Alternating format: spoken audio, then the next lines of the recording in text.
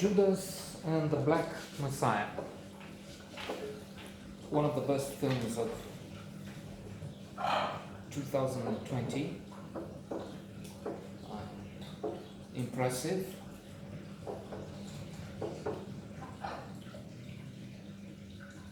And nominated for 2 Golden Globes, one for Daniel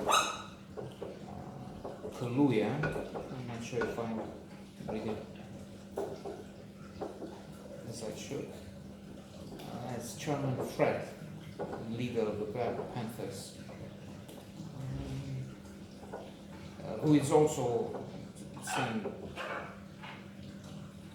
extremely talented actor. Get Out. We know him from Get Out.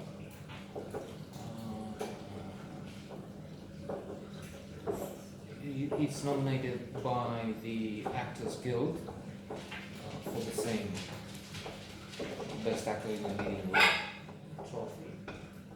The film received the Afro-American Film Institute Prize Best Film of the Year, and many others.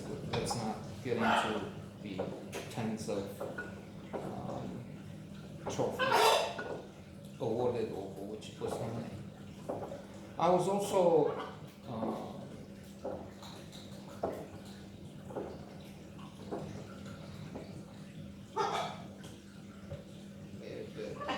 enchanted by the performance of Lakeith Stanfield as Bill O'Neill. Jesse Plemons is very good as FBI agent Mitchell,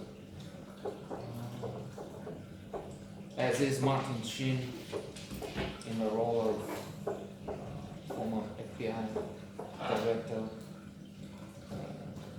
Edgar Hoover.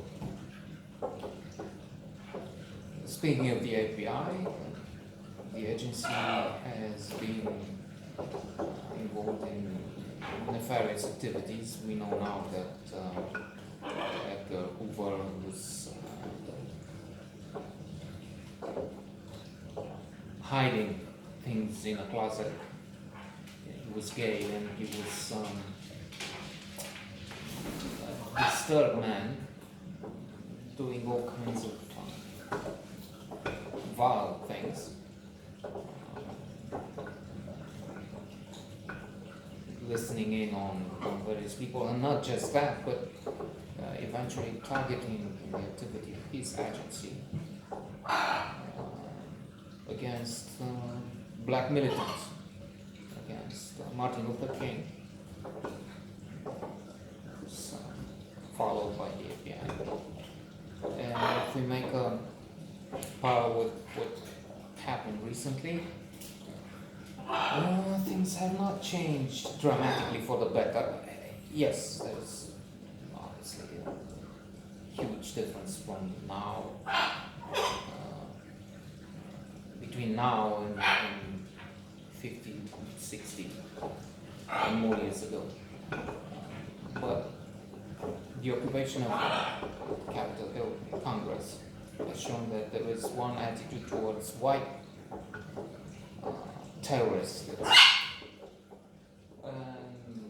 black, brown, and other activists on the left of the spectrum, who can be violent, and that's very bad. And for one, I've suffered from, together with people in the eastern part of Europe, from communism, so we don't have any, well, there will be nostalgia, of course, but I'd say the majority has no love for communists. Well, again, it appears that the younger ones will be inclined to vote left or extreme left. But then there was a joke back in the old days, maybe a vote from someone, I don't know, who is not a communist or a leftist when young, has no heart, who is still a communist, leftist, extreme leftist, when older, has no brains. Indeed, the Black Panthers were leftists, alas, it's to the extreme comrade Fred. But that's not to say that this wrong doctrine ultimately justifies what the FBI and others, law enforcement, police, did to them, and that's what this film is exposing.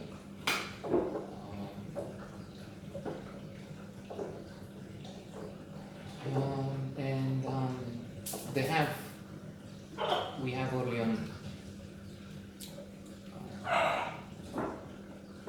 the character of Bill on here, who's entering a bar, billiard room, and pretends to be an agent, FBI agent. He has a fake badge, and he's caught by the FBI. Agent Mitchell offers him a deal. Either you support the consequences and go for years in jail for impersonating state federal official, and there's more.